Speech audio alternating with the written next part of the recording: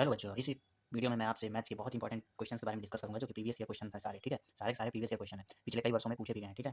तो आपकी जो मैथ्स की जो प्रैक्टिस है उसको मैं इंक्रीज करने के लिए ये क्वेश्चन लाया हूँ, ठीक। ये क्वेश्चन मैंने आपके प्रीवियस ईयर क्वेश्चन पेपर से उठाए हैं जो कि 2020, 2020, 2019 से लेकर के 2011 से 2020 के बीच हैं, ठीक है। तो ऑलमोस्ट 10 क्वेश्चन हैं ऑलमोस्ट, ठीक है। तो पहला क्वेश्चन चलिए हम डिस्कस करते हैं। तो पहला क्वेश्चन है find the sum of first 5 multiple of C, ठीक है। हमको क्या पता करना है, सम पता करना है। किसका पता करना है, पहले 5 फर्स्ट 5 मल्टीपल का, ठीक है। किसके, 3 के पहले 5 मल्टीपल का सम पता करना है, ठीक है। यही इस क्वेश्चन में लिखा गया है। क्वेश्चन तो आपको अच्छे समझ में आ गया होगा, ठीक है। अब बात आती है कि इस चैप्टर का है, ठीक है। तो अगर आपने ध्यान से अगर आपने मैथ्स के चैप्टर पढ़े हो तो आपको पता चल जाएगा ये जो क्वेश्चन है ये आपका एपी चैप्टर से है, अरिथमेटिक प्रोग्रेशन, ठीक है। इसको कैसे सॉल्व करेंगे ये भी मैं आगे बताऊंगा, ठीक है। तो पहले क्या करेंगे, हम 3 के मल्टीपल लिखेंगे, ठीक है। 3 के मल्टीपल क्या हो जाएगा, 3 हो जाएगा, 9 हो जाएगा, 6 लिखते हैं, ठीक है। 6 भी जो मल्टीपल है, फिर 9 हो जाएगा, फिर 12 हो जाएगा, ठीक है। ऐसे करते करते मल्टीपल इसके बढ़ते जाएंगे, ठीक। हमको क्या फाइंड करना है, इसके जो मल्टीपल है, जो पहले 5 मल्टीपल होंगे उनका सम पता करना है, ठीक है। ये क्या है, पहले 4 मल्टीपल है इसके, ठीक है। पहले 5 मल्टीपल का सम पता करना है, ठीक है। तो हम जोड़ने को बैठेंगे नहीं, यहाँ कम है, यहाँ 5 ही पता करना है, तो हम जोड़ सकते हैं। लेकिन यहाँ अगर 100 बोल देता तब, ठीक है। तो इसके लिए हम क्या करेंगे, हम अपना अरिथमेटिक प्रोग्रेशन का फॉर्मूला यूज करेंगे, ठीक है। सम पता करने के लिए हमको फॉर्मूला पता होना चाहिए, ठीक है। सम पता करने के लिए एक फॉर्मूला होता है जो कि अरिथमेटिक चैप्टर में मैंने आपको पढ़ाया है। क्या होता है, n/2 ब्रैकेट में 2a plus n-1 into D, ठीक है।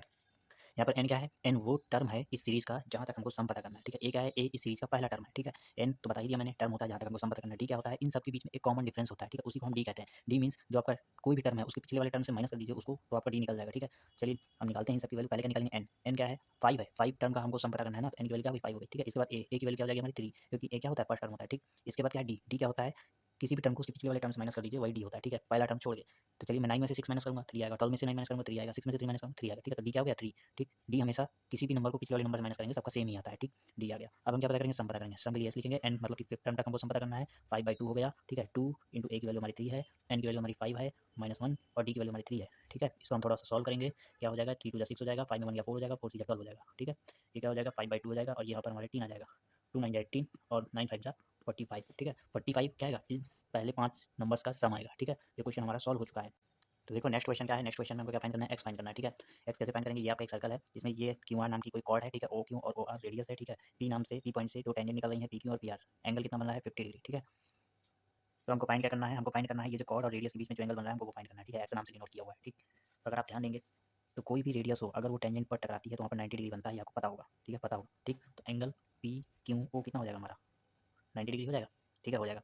अब देखो कहीं भी किसी भी पॉइंट से अगर दो टेंजेंट निकलती हैं किसी एक सर्कल के लिए, ठीक है, तो जहाँ वो टकराती हैं वहाँ से लगा करके उस पॉइंट तक की डिस्टेंस दोनों टेंजेंट की सेम होती है। मीन जितनी लेंथ ये होगी उतनी ही लेंथ ये भी होगी, ठीक है। जब ये लेंथ और ये लेंथ बराबर होंगी तो ये वाला एंगल और ये वाला एंगल भी बराबर होगा, ठीक है। मैं लिख सकता हूँ angle P Q R equal to angle P R Q, ठीक है। इसको मैं एक्स मान लेता हूँ, नहीं इसको मैं अल्फा मान लेता हूँ, ठीक है। अब अगर आप ध्यान देंगे इस ट्रायंगल में देखिए ये वाला ट्रायंगल, ठीक है, ये एंगल पता है, ये एंगल अल्फा हो गया, ये भी अल्फा हो गया, ठीक है। तो इनको मैं सम करूँगा, जोड़ूंगा तो 180 के बराबर होना चाहिए, ठीक है। तो बाई ट्रायंगल प्रॉपर्टी, ठीक है, प्रॉपर्टी लिख देता हूँ मैं, क्या होगा 50 degree plus alpha equal to 180 degree, ठीक है, मैंने लिख दिया, ठीक। 50 degree plus 2 alpha equal to 180 degree, ठीक। तो यहाँ से अल्फा की वैल्यू क्या आ गई, अल्फा की वैल्यू आ जाएगी हमारी 65 डिग्री, ठीक है। तब अल्फा की वैल्यू हमारी क्या गई, 65 डिग्री, ठीक है। अल्फा का मतलब है आपका, यहाँ पर मैं लिख देता हूँ, अल्फा का मतलब है एंगल पी क्यू आर और पी आर क्यू, ठीक है। हमको पता क्या करना है, एक्स पता करना है, ठीक है। तुमको पता है अभी मैंने बताया ये वाला एंगल कितना है, 90 डिग्री, देखो मैंने लिखा दिया, ठीक है। ये वाला एंगल 90 डिग्री है, ये वाला एंगल अल्फा है, ठीक है। ये अल्फा मिल गया है 90 डिग्री, ये है 90 डिग्री में से अगर मैं अल्फा माइनस कर दूँ तो हमको एक्स मिल जाएगा, ठीक है, मिल जाएगा, ठीक। देखो फिर समझाता हूँ, ये 90 डिग्री है, ये अल्फा है, अल्फा की वैल्यू हमको मिल गई है, 90 डिग्री हमको पता है, 90 डिग्री में से अल्फा माइनस कर देंगे तो एक्स मिल जाएगा, ठीक है। चलिए यहाँ पर सॉल्व करते हैं, ठीक है। तो हमको क्या फाइंड करना है, हमको फाइंड करना है आर एक्स की वैल्यू, ठीक है। एक्स क्या हो जाएगा हमारा, एक्स हो जाएगा हमारा 90 डिग्री में से अगर मैं अल्फा माइनस कर दूँ तो आ जाएगा, ठीक है। 90 डिग्री हमको पता है, अल्फा हमको मिल गया है 65 डिग्री, दोनों को माइनस करेंगे तो ये आ जाएगा 25 डिग्री, ठीक है। एक्स की वैल्यू क्या आ गई हमारी 25 डिग्री, ठीक। ये भी क्वेश्चन हमारा सॉल्व हो चुका है। एक बात बताना चाहता हूँ, जो लास्ट वाला क्वेश्चन हमारा वो बहुत इंपॉर्टेंट है और शायद इस बार आने के उसके बहुत चांसेस है, ठीक है। तो वीडियो लास्ट तक देखिएगा, स्किप मत करिएगा। एक और क्वेश्चन है, ये एक सर्कल है, ठीक है। सर्कल की ये और ये रेडियस है 6 सेंटीमीटर दी हुई है, ठीक है। ये टेंजेंट का पॉइंट है जहाँ से टेंजेंट निकल रही है, एक ही टेंजेंट है, एक ही टेंजेंट है, दोनों के बीच में 120 डिग्री का एंगल है। पी ए नाम का टेंजेंट है, पी बी नाम का टेंजेंट है, ठीक है। हमको पता करना है पी ए और पी बी की लेंथ पता करनी है, पी ए पी बी की लेंथ पता करनी है, ठीक है। दोनों के बीच में एंगल 120 डिग्री है, रेडियस है इसकी 6 सेंटीमीटर इस सर्कल की, ठीक है। चलिए हम फाइंड करते हैं, ठीक। आपको पता होगा कि ये जो एंगल बनता है यहाँ पर, ठीक है, कभी भी रेडियस और टेंजेंट के बीच में एंगल हमेशा राइट एंगल होता है, ठीक है। मैं यहाँ से लिख सकता हूँ P A O angle equal to angle P B O equal to 90 degree. ये एंगल क्यों लिखा भाई, ये रेडियस है, ये टेंजेंट है, ठीक है। ये रेडियस भी है ना, ये भी टेंजेंट है, ठीक। तो यहाँ पे भी 90 डिग्री बनेगा, ठीक है। हमको पता करना है ये, ठीक है। इसके लिए हमने क्या पता कर लिया, ये 90 डिग्री है, ठीक है। ये हमको पता चल गया, हम क्या करेंगे यहाँ से लगा करके इसको ज्वाइन कर देंगे, ठीक है। ये 90 डिग्री है, ये हमको पता है, ये अगर ज्वाइन कर दिए तो बिल्कुल सेंटर से, ठीक है। ये एंगल का आधा कितना हो जाएगा, ये क्या हो जाएगा 60 डिग्री इधर हो जाएगा, 60 डिग्री इधर हो जाएगा, ठीक है। 60 डिग्री 60 डिग्री। अब इस एंगल में ध्यान से देखिए, ये क्या राइट एंगल है, राइट एंगल के सामने 60 डिग्री, तो ये इस एंगल का क्या हो गया, बेस हो गया, ठीक है। बेस को मैं एक्स मान लेता हूँ, ठीक। ये क्या हो गया, परपेंडिकुलर हो गया, ठीक है। अगर मैं tan 60 डिग्री लगाऊँ इस एंगल में, tan 60 degree in angle P A O, ठीक। पी ए ओ में tan 60 डिग्री मैंने लगाया, 60 डिग्री का मतलब है परपेंडिकुलर, ये रहा परपेंडिकुलर अपॉन बेस। परपेंडिकुलर कितना दिया गया 6 सेंटीमीटर, बेस कितना है एक्स है, एक्स की वैल्यू हमको फाइंड करनी है, ठीक है। एक्स इधर आया 6/tan 60 डिग्री, ठीक है। tan 60 की वैल्यू क्या होती है, tan 60 की वैल्यू होती है √3, ठीक है, √3 क्या है 6/√3 इसका क्या है आपकी डिस्टेंस आ गई, ठीक है, ये दोनों डिस्टेंस बराबर होंगी।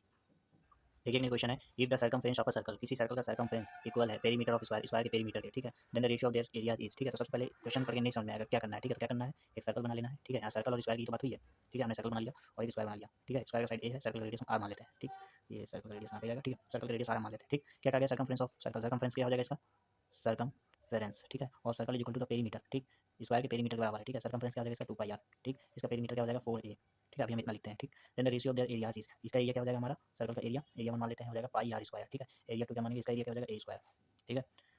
तो ऐसा हमको कहा गया है और हमको क्या निकालना है, इनका रेशियो निकालना है, तो हमको क्या निकालना है a1/a2 निकालना है, ठीक है, a1 क्या हो जाएगा हमारा πr² a², ठीक, एक वैल्यू यहाँ से निकाल लेते हैं, ये क्या है हमारा 2πr/4 मतलब πr/2, ठीक है, एक वैल्यू क्या हो गई हमारी πr/2 का होल स्क्वायर, ठीक है, यहाँ पर हमने लिख दिया, ठीक, और सॉल्व करते हैं थोड़ा सा, ये क्या हो जाएगा ऊपर πr² अपॉन में π²r² और नीचे क्या जाएगा 4 ऊपर मल्टीप्लाई लगेगा, तो यहाँ पर क्या जाएगा 4, ठीक है, एक पाई से एक पाई गया, r² गया, ठीक है, ये क्या जाएगा हमारा ऊपर क्या बचेगा 4 बचेगा, ठीक, पाई से पाई तो गया, r से r गया, नीचे क्या बचेगा पाई बचेगा, ठीक है, तो आपका ये रेशियो कितना आ जाएगा, रेशियो आ जाएगा 4:पाई, ठीक है, तो जो एरिया का रेशियो है वो 4:पाई है, और सर्कमफ्रेंस अगर सर्कमफ्रेंस सर्कल का और पेरीमीटर स्क्वायर का बराबर होते हैं तो एरिया का जो रेशियो आएगा वो आएगा 4:पाई, ठीक है।